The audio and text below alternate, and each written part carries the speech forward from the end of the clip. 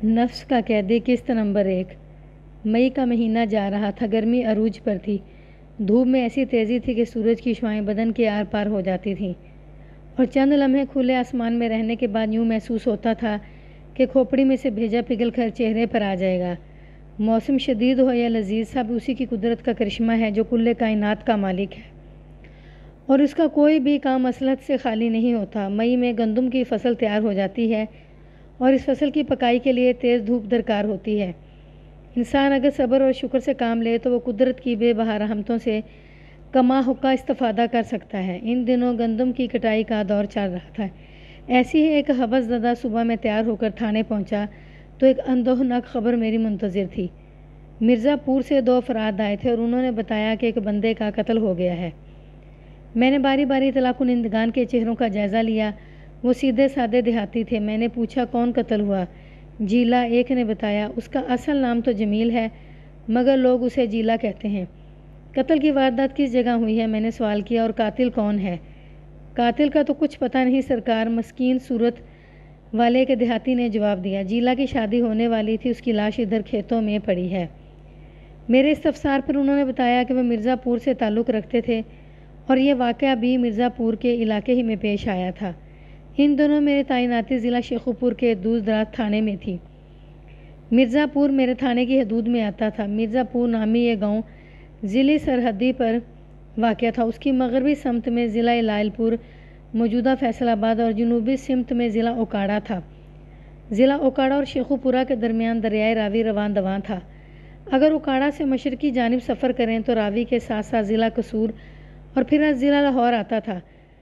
Sheikhupura back وقت راوی کے کنارے سے لاہور، قصور اور اوکاڑا سے جڑا ہوا تھا۔ یہی راوی آگے مغربی جانب ہڑپہ اور ملتان کو ٹچ کرتا تھا، جبکہ اس کا بالائی کنارہ لائل پور اور ٹوبا ٹیک سنکھے لگا ہوا تھا۔ میں نے ایک کانسٹیبل کو ساتھ لیا اور اطلاع کنندگان کے ہمراہ جائے وقوع پر پہنچ گیا۔ تحد نگاہ کھیتوں کا وسیع سلسلہ پھیلا ہوا تھا۔ یہ مرزا پور کی زرعی اراضی تھی جو مغربی سمت آگے جا کر ضلع لائل پور کی اراضی سے مل جاتی تھی۔ لائل پور کی حدود میں پہلا گاؤں حویلی مراد تھا۔ مرزا پور اور حویلی مراد میں لگ بھگ 8 میل کا فاصلہ تھا۔ یہ دونوں اپنے اپنے ضلع کے سرحدی گاؤں تھے۔ جائے وقوع ایک ایسا کھیت تھی جس میں آدھی فصل کی کٹائی ہو چکی تھی اور آدھی فصل ابھی باقی تھی۔ مقتول جمیل عرف جیلا کی لاش کھیت کے حصے میں پڑی تھی جہاں کٹائی کا عمل جاری تھا۔ میں اکڑوں بیٹھ کر جیلا کی لاش کا معائنہ کرنے لگا۔ مقتول کی کھوپڑی کا برا حشر کیا گیا تھا۔ سر کے عقبی حصے میں کسی آہنی شے سے ایسی خوفناک ضرب لگائی گئی تھی کہ اس کی کھوپڑی چٹک کر رہ گئی تھی۔ کھوپڑی کی حالت بتاتی تھی کہ اس مہلک ضرب کے بعد وہ 15 منٹ میں انا للہ ہو گیا ہوگا۔ سر پر لگنے والی چوٹ سے نکلنے والے خون نے اس کا چہرہ اور بدن کا بالائی حصہ تر بتر کر دیا تھا، تاہم اس وقت وہ خون جم کر خشک ہو چکا تھا۔ میرے محتاط اندازے کے مطابق جیلا کو موت کے منہ میں گئے 12 گھنٹے سے زیادہ کا وقت ہو چکا تھا۔ میں نے الٹ پلٹ کر جیلا کی لاش کا معائنہ کیا تو اس کے بائیں ہاتھ پر ایک پٹی بندی دکھائی دی۔ پٹی والا کپڑا بھی خون آلود تھا، اور یہ خون اس کے ہاتھ والے زخم سے خارج ہو کر کپڑے تک پہنچا تھا۔ جیلا کی کھوپڑی کے عقبی حصے پر لگنے والی چوٹ سے ظاہر ہوتا تھا کہ اس کی بے خبری میں سر کو نشانہ بنایا گیا تھا۔ اس کی لاش کے قریب ہی درانتی بھی پڑی ہوئی تھی، اور ایک جانب کٹی ہوئی گندم کا انبار بھی دکھائی دے رہا تھا۔ مجھے سمجھنے میں قطعاً کوئی دشواری پیش نہیں ہوئی کہ اپنی موت سے قبل مقتول بڑے انہماک سے گندم کی کٹائی میں مصروف تھا، کہ کسی شقی القلب شخص نے کسی باہری آہنی چیز سے ضرب لگا کر اسے موت کی نیند سلا دیا تھا۔ جیلا کی لاش کا تفصیلی جائزہ کر لینے کے بعد میں نے جائے وقوع کا جائزہ لیا۔ آلۂ قتل بازیاب نہ ہو سکا۔ جیلا کی لاش کو چلچلاتی دھوپ میں رکھنا مناسب نہیں تھا، لہٰذا میں نے اس کی لاش کو پوسٹ مارٹم کے لیے ضلعی ہسپتال بھجوا دیا۔ پھر موقع پر موجود افراد سے پوچھ گچھ کرنے لگا۔ میرے محتاط اندازے کے مطابق وہاں 1 درجن سے زیادہ لوگ موجود تھے، جن میں مقتول کا باپ رفیق اور بڑا بھائی شکیل بھی شامل تھے۔ یہ تینوں باپ بیٹے آج کل گندم کی کٹائی میں مصروف تھے۔ رفیق 15 ایکڑ اراضی کا مالک تھا اور یہی اراضی ان کا ذریعہ روزگار تھا۔ رفیق کی عمر 50 سے متجاوز تھی۔ وہ عام سی شکل و صورت کا مالک ایک کسان تھا۔ جوان بیٹے کی موت نے اسے توڑ کر رکھ دیا تھا۔ میں اسے لے کر ایک درخت کے نیچے آ بیٹھا۔ وہاں پر موجود افراد نے ہمارے لیے ایک چارپائی کا بندوبست کر دیا تھا۔ رفیق، میں نے گہری سنجیدگی سے کہا، مجھے تمہارے بیٹے کی المناک موت کا بہت دکھ ہے۔ میں اسے زندہ تو نہیں کر سکتا، لیکن یہ میرا وعدہ ہے کہ بہت جلد میں جیلا کے قاتل کو کیفر کردار تک پہنچا دوں گا۔ تھانے دار صاحب، جیلا کی چند ماہ بعد شادی ہونے والی تھی۔ وہ روحانسی آواز میں بولا، پتہ نہیں کس ظالم کی نظر اسے کھا گئی۔ جیلا کو جس ظالمانہ انداز میں موت کے گھاٹ اتارا گیا ہے، اس سے ظاہر ہوتا ہے کہ قاتل کے دل میں اس کے لیے بہت زیادہ نفرت تھی۔ میں نے رفیق کی آنکھوں میں دیکھتے ہوئے کہا، اب تم مجھے بتاؤ گے کہ جیلا کی دشمنی کس شخص سے تھی؟ کسی سے نہیں جناب، وہ نفی میں گردن ہلاتے ہوئے بولا۔ جیلا تو اپنے کام سے کام رکھتا تھا، اس کے نہ تو دوست تھے اور نہ ہی دشمن۔ دونوں بھائی مل کر کھیتی باڑی میں میرا ہاتھ بٹاتے تھے، لیکن یہ بھی حقیقت ہے کہ کوئی خام خواہ کسی کی جان نہیں لیتا۔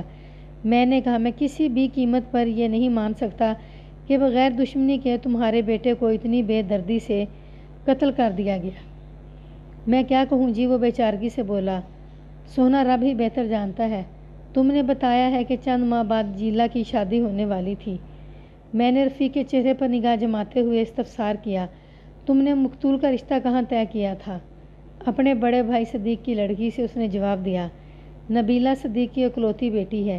کیا تمہارا بھائی صدیق بھی مرزا پور ہی میں رہتا ہے؟ میں نے پوچھا۔ نہیں جناب، اس نے نفی میں گردن ہلاتے ہوئے بتایا۔ صدیق مرزا پور سے 8 میل دور ایک گاؤں حویلی مراد میں رہتا ہے جناب۔ وہاں اس کی مٹھائی کی اور دودھ دہی کی دکان ہے۔ اگرچہ مرزا پور اور حویلی مراد کے بیچ اور کوئی گاؤں نہیں پڑتا تھا، یہ دونوں دیہات زرعی اراضی کے ذریعے ایک دوسرے سے جڑے ہوئے تھے، لیکن سرحد کی تقسیم کی روح سے مرزا پور ضلع شیخو پورہ میں اور حویلی مراد ضلع لائل پور میں شمار ہوتا تھا۔ رفیق ایک بات کا سوچ کر جواب دیتا۔ میں نے رازدانہ انداز میں کہا، اس رشتے کے حوالے سے تمہاری یا جیلا کی کسی سے کوئی ناراضگی یا لڑائی وغیرہ تو نہیں ہوئی تھی؟ بالکل نہیں تھانے دار صاحب، وہ جلدی سے بولا، ایسا کوئی واقعہ پیش نہیں آیا تھا۔ اور ادھر حویلی مراد کے بارے میں کیا کہتے ہو؟ جی میں سمجھا نہیں، وہ الجھن زدہ نظر سے مجھے تکنے لگا۔ میرا مطلب ہے جیلا سے رشتہ ہونے سے پہلے نبیلہ کے لیے کوئی اور رشتہ بھی آیا تھا؟ میں نے وضاحت کرتے ہوئے کہا، کوئی ایسا رشتہ جسے تمہارے بھائی نے ٹھکرا دیا ہو اور وہ جیلا کا دشمن بن گیا ہو۔ دیکھیں جی، جس گھر میں بیری کا درخت لگا ہو وہاں پتھر تو آتے ہی ہیں، وہ گہری سنجیدگی سے بولا۔ اسی طرح جس گھر میں جوان لڑکیاں یا لڑکی ہو وہاں رشتے بھی آیا ہی کرتے ہیں۔ ظاہر ہے نبیلہ کے اور بھی رشتے آئے ہوں گے، لیکن میرے علم میں ایسی کوئی بات نہیں کہ صدیق کے انکار پر کوئی صدیق کا یا جیلا کا دشمن بن گیا ہو۔ اس سلسلے میں تو صدیق ہی آپ کو بتا سکتا ہے۔ ٹھیک ہے، یہ سوال میں صدیق ہی سے کروں گا، میں نے کہا۔ پھر پوچھا، تم نے بتایا ہے کہ تم تینوں باپ بیٹے مل کر کھیتی باڑی کرتے ہو، کیا کل بھی تم تینوں ہی کھیت میں ہی موجود تھے؟ جی نہیں، اس نے نفی میں گردن ہلائی۔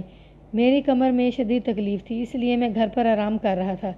جیلا اور شیلا کو میں نے گندم کی کٹائی کے لیے کھیتوں میں بھیج دیا تھا۔ شیلا سے اس کی مراد جیلا کا بڑا بھائی شکیل تھی۔ میں نے ہمدردی بھرے لہجے میں کہا، اب تمہاری کی تکلیف کا کیا حال ہے؟ جناب کیا بتاؤں، وہ بھرائی ہوئی آواز میں بولا، اس واقعے نے تو میری کمر ہی توڑ دی ہے۔ مجھے اپنی کوئی تکلیف یاد نہیں، میرا جوان جہان پتر قتل ہو گیا۔ میں رفیق کے جذبات اور احساسات کو بخوبی سمجھ رہا تھا۔ جوان بیٹے کی المناک موت نے بوڑھے باپ پر قیامت ڈھا دی تھی، اور بیٹا بھی وہ جس کی چند ماہ بعد شادی ہونے والی تھی۔ میں نے جیلا کے بائیں ہاتھ پر ایک پٹی بندی دیکھی ہے، میں نے معتدل انداز میں کہا، کیا تم اس بارے میں کچھ بتا سکتے ہو؟ وہ پٹی تو میں نے بھی دیکھی ہے تھانے دار صاحب، وہ کمزور سی آواز میں بولا۔ کل صبح گھر سے جب وہ نکلا تھا تو اس کے دونوں ہاتھ سلامت تھے، لیکن فصل کی کٹائی کے دوران میں اس کے ہاتھ پر چوٹ لگی تھی، اس لیے پٹی باندھی تھی۔ میں نے خود کلامی کے انداز میں کہا۔ پھر پوچھا، جیلا عموماً کتنے بجے کھیتوں میں سے گھر آ جایا کرتا تھا؟ ہم تینوں مغرب کی اذان سے پہلے ہی کام روک دیا کرتے تھے، اس نے بتایا، پھر ایک ساتھ ہی گھر جاتے تھے۔ کل تم کمر کی تکلیف کے باعث کھیتوں میں آئے ہی نہیں تھے، میں نے کہا۔ کیا جیلا اور شیلا مغرب سے اذان سے پہلے گھر پہنچے تھے؟ صرف شیلا پہنچا تھا جناب، اس نے جواب دیا۔ جیلا اس کے ساتھ نہیں تھا۔ میں نے شیلا سے جیلا کے بارے میں پوچھا تو اس نے بتایا کہ فصل کاٹتے ہوئے درانتی سے جیلا کا ہاتھ زخمی ہو گیا تھا، لہذا اس نے جیلا کے ہاتھ پر پٹی باندھی اور اسے گھر جانے کے لیے کہہ دیا۔ پھر وہ اپنے کام میں مصروف ہو گیا تھا۔ میں نے ایک گہری سانس خارج کی۔ جیلا مغرب کی اذان سے پہلے ہی کھیتوں سے روانہ ہو گیا، لیکن گھر نہیں پہنچا۔ کیا تم بتا سکتے ہو کہ جیلا کتنے بجے کھیتوں سے نکلا تھا؟ اگر آپ یہ سوال شیلا سے کریں تو وہ آپ کو بہتر طور پر بتا سکے گا۔ وہ بے بسی سے بولا، میرا دماغ کام نہیں کر رہا تھانیدار صاحب۔ ٹھیک ہے، باقی کی پوچھ گچھ میں شیلا سے کرتا ہوں، میں نے کہا۔ بس تم آخری سوال کا جواب دے دو۔ لمحاتی توقف کر کے میں نے ایک گہری سانس لی، پھر پوچھا، جب گزشتہ رات جمیل عرف جیلا گھر نہیں پہنچا تو آپ لوگوں کو تشویش نہیں ہوئی؟ آپ لوگوں نے اسے تلاش کرنے کی کوشش نہیں کی؟ ہم نے پورا مرزا پور چھان مارا تھا، وہ دکھی لہجے میں بولا۔ پوری رات ہم نے پریشانی میں جا کر گزاری ہے۔ اس کی ماں کا تو برا حال تھا۔ ہماری نظریں گھر کے دروازے پر لگی ہوئی تھیں۔ ہوا سے دروازہ ہلتا تھا تو یہی لگتا تھا کہ جیلا آ گیا ہے، لیکن وہ نہیں آیا۔ اور پھر صبح اس کی موت کی خبر آ گئی۔ جیلا کی موت کی خبر آپ لوگوں تک کس نے پہنچائی تھی؟ میں نے استفسار کیا۔ شوکت علی نے، رفیق نے بتایا۔ کون شوکت علی؟ مرزا پور ہی کا وسنیک ہے جی، اس نے جواب دیا۔ 4 سال پہلے فوج میں بھرتی ہوا تھا، آج کل چھٹی پر گاؤں آیا ہوا ہے۔ ٹھیک ہے رفیق، میں نے اس کا کندھا تھپ تھپاتے ہوئے کہا۔ اب تم گھر جا کر آرام کرو، اگر کوئی ضروری بات ہوئی تو میں تمہیں تھانے بلا لوں گا یا خود تمہارے گھر آ جاؤں گا۔ میں نے رفیق کو فارغ کرنے کے بعد موقع پر موجود افراد سے بھی پوچھ گچھ کی، لیکن کوئی خاص بات پتہ نہ چل سکی۔ تھوڑی دیر بعد فوجی جوان شوکت علی بھی وہاں آ گیا تو میں نے اس سے بھی 2 باتیں کر لیں۔ شوکت علی کی عمر 25 کے قریب رہی ہوگی۔ وہ ایک گبرو جوان تھا۔ میں نے رسمی الیکس لیک کے بعد اس سے کہا، شوکت علی، مجھے پتہ چلا ہے کہ جیلا کی لاش آج صبح تم نے دریافت کی ہے۔ میں نے نہیں، ڈبو نے، وہ ذومعنی انداز میں بولا۔ میں نے الجھن زدہ انداز میں پوچھا، ڈبو کون؟ ڈبو میرے کتے کا نام ہے، وہ گہری سنجیدگی سے بولا۔ اوہ، میں نے ٹھہرے ہوئے لہجے میں کہا۔ تفصیلات کیا ہیں؟ تھانے صاحب، میں نے ایک بل ڈاگ پالا ہوا ہے، اس نے بتایا۔ اگرچہ میرا زیادہ تر وقت پاک وطن کی سرحدوں کی حفاظت میں گزرتا ہے، لیکن میں جب بھی چھٹی پر مرزا پور آتا ہوں تو ڈبو پر خاص توجہ دیتا ہوں، جس میں صبح کی سیر بھی شامل ہے۔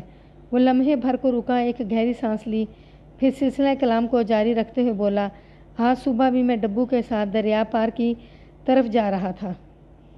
جب میں رفیق کے کھیتوں میں سے گزرا تو ڈبو نے ایک طرف سے گردن اٹھا کر زور زور سے بھونکنا شروع کر دیا۔ میں نے اس کی آواز پر توجہ دی اور اس کی رسی کو ڈھیلا کر دیا، پھر خود بھی اس کے ہمراہ بھاگنے لگا۔ ڈبو مجھے اس مقام پر لے گیا جہاں جیلا کی لاش پڑی تھی۔ بس یہ ہے ساری کہانی۔ کتا بہت حساس جانور ہے، اس کی سونگھنے کی حس بہت تیز ہوتی ہے، اسی طرح اس کے سننے کی حس بھی قابل ذکر ہے۔ ڈبو نے اپنی قوت شامہ اور قوت سماعت کی مدد سے جیلا کی لاش کو دریافت کر لیا تھا۔ میں نے سب کو فارغ کیا اور شکیل عرف شیلا سے پوچھ گچھ کرنے لگا۔ مقتول جمیل عرف جیلا کی عمر کا اندازہ میں نے 20 کے آس پاس لگایا تھا۔ شکیل عرف شیلا اپنے مقتول بھائی سے 5 سال بڑا تھا۔ میں نے نہایت ہی مختصر مگر مناسب الفاظ میں شیلا سے جیلا کو پیش آنے والے واقعے پر گہرے دکھ اور رنج کا اظہار کیا، پھر پوچھا، مجھے پتہ چلا ہے کہ تم نے کل جیلا کو شام سے پہلے گھر بھیج دیا تھا، لیکن وہ گھر نہیں پہنچا اور آج صبح اس کی لاش ملی ہے، یہ کیا معمہ ہے؟ میری تو خود سمجھ میں نہیں آ رہا تھانے صاحب، وہ خوابناک لہجے میں بولا۔ پتہ نہیں کس ذلیل انسان نے میرے بھائی کی جان لے لی۔ بھائی کا بازو ہوتا ہے۔ اس کی آنکھوں میں نمی اتر آئی۔ اب میں جیلا کے بغیر کیسے جی سکوں گا؟ اس کی نم آنکھیں اندر سے کبوتر کے خون کی مانند سرخ ہو رہی تھیں۔ یقیناً رفیق کی طرح وہ بھی ساری رات جاگتا رہا ہوگا۔ یہ لالی رات جگہ ہی کی تھی۔ اس پر مستضاد چھوٹے بھائی کی حسرت ناک موت نے اسے اندر باہر سے توڑ کر رکھ دیا تھا۔ وہ ذلیل انسان زیادہ دیر تک میرے ہاتھ سے بچ نہیں سکتا۔ میں نے شکیل کا کندھا تھپ تھپاتے ہوئے کہا، تمہیں حوصلے سے کام لینا ہوگا اور میرے ساتھ تعاون بھی کرنا ہوگا۔ میں ہر قسم کے تعاون کے لیے تیار ہوں جی۔ وہ ہاتھ کی پشت سے اپنی آنکھوں میں اتر آنے والے آنسوؤں کو صاف کرتے بولا، آپ حکم کریں۔ پتہ نہیں کیوں مجھے یوں محسوس ہو رہا تھا کہ جیسے اس کا لہجہ اس کی سوچ کا ساتھ نہ دے رہا ہو، مطلب یہ کہ اس کے الفاظ اور چہرے کے تاثرات میں ربط نظر نہیں آتا تھا۔ شاید یہ فرط غم کا نتیجہ تھا۔ جیلا کی ناگہانی موت نے اسے بری طرح نڈھال کر رکھا تھا۔ مجھے بتایا گیا ہے کہ تم نے پچھلے روز جیلا کو شام سے پہلے گھر بھیج دیا تھا۔ میں نے اس کی آنکھوں میں دیکھتے ہوئے سوال کیا، اس کی کوئی خاص وجہ؟ گندم کاٹتے اس کے بائیں ہاتھ پر درانتی چلی گئی تھی، جس نے جیلا کی 2 انگلیوں کو بری طرح زخمی کر دیا تھا۔ شیلا وضاحت کرتے بولا۔ میں نے جلدی سے اسے ہاتھ پر پٹی باندھی اور اسے گھر جانے کے لیے کہا، بس اتنی سی بات ہے۔ ہاتھ زخمی ہونے والا واقعہ کل کتنے بجے پیش آیا تھا؟ میں نے پوچھا۔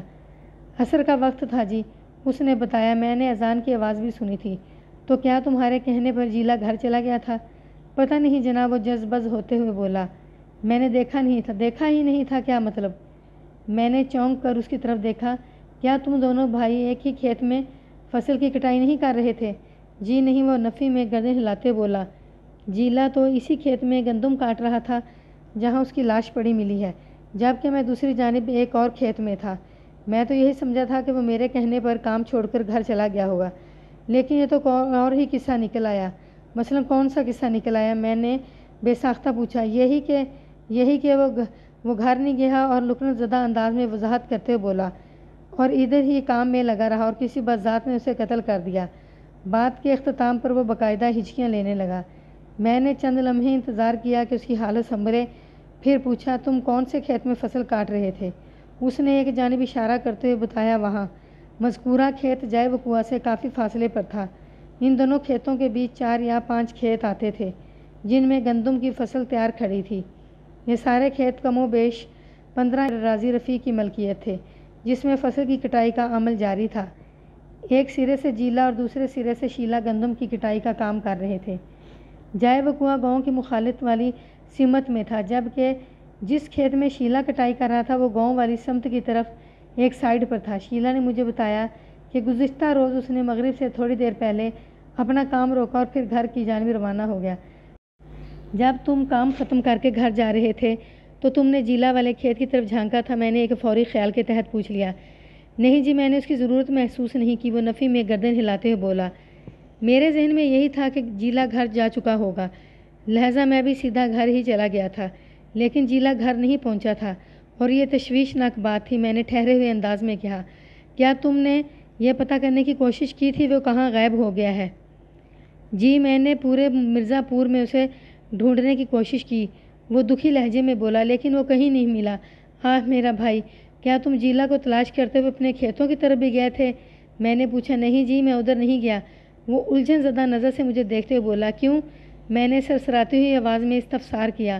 سیدھی سی بات ہے جی، میرے سوال کے جواب میں اس نے بتایا۔ ادھر اس وقت کون ہو سکتا تھا؟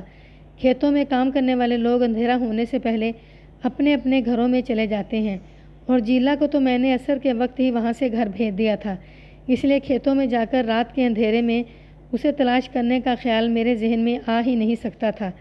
تمہارے خیال میں جیلا کی موت کا ذمہ دار کون ہو سکتا ہے؟ میں نے ٹھوس لہجے میں استفسار کیا۔ مجھے کیا پتہ جناب، وہ بری طرح گڑبڑا گیا۔ میں اس بارے میں کچھ نہیں بتا سکتا۔ تمہیں کسی پر شک ہے؟ میں نے پوچھا۔ نہیں جناب، دیکھو شکیل، پولیس کے کام کرنے کا اپنا ایک انداز ہے۔ میں نے اس کی گھبراہٹ کو رفع کرنے کی کوشش کرتے ہوئے کہا، ہمیں تفتیش کا آغاز کرنے کے لیے کسی اشارے کی ضرورت ہوتی ہے۔ تمہارے باپ نے مجھے بتایا ہے کہ جیلا کی کسی کے ساتھ کوئی دشمنی وغیرہ نہیں تھی، اور تمہیں بھی کسی پر شک نہیں ہے، تو پھر تفتیش کی گاڑی آگے کیسے بڑھے گی؟ لمحاتی توقف کر کے میں نے ایک آسودہ سانس لی، پھر اپنی بات مکمل کرتے ہوئے کہا، یہ تم بھی مانو کہ جس شخص نے بھی تمہارے بھائی کی جان لی ہے وہ اس سے شدید نفرت کرتا تھا۔ تم نے جیلا کی لاش کا معائنہ کیا ہے؟ اللہ غارت کرے اس بدبخت کو، وہ آسمان کی طرف دیکھتے ہوئے بولا۔ پتہ نہیں ہماری خوشیوں کو کس منحوس کی نظر لگ گئی۔ مقتول کی کسی سے کوئی دشمنی نہیں تھی، اور نہ ہی کوئی رشتہ داری کا تنازع تھا۔ میں نے سوچ میں ڈوبے ہوئے لہجے میں کہا۔ پھر شکیل سے پوچھا، کیا جیلا کا کسی سے رقم کے لین دین کا معاملہ تھا؟ نہیں جی، میرے علم میں ایسی کوئی بات نہیں، وہ جلدی سے بولا۔ اگر ایسا کچھ تھا تو جیلا ہی کو پتہ ہوگا۔ یہ تو مجھے احساس ہو گیا تھا کہ فی الحال شکیل سے کام کی کوئی بات معلوم نہیں ہو سکتی تھی، لہٰذا میں نے اسے تاکید کے ساتھ فارغ کر دیا۔ شکیل، تم اپنی آنکھیں اور کان کھلے رکھنا، جیسے ہی تمہیں کوئی خاص بات پتہ چلے مجھے فوری اطلاع کر دینا۔ اس نے میری ہدایت پر عمل کرنے کا وعدہ کیا، اور میں دوپہر سے تھوڑی دیر پہلے تھانے واپس آ گیا۔ یہ وہی وقت تھا جب سورج بقول کسے سوا نیزے پر آ چکا تھا اور ہر گوشت پوشت کے جانور کو تکہ بوٹی بنانے کے موڈ میں تھا۔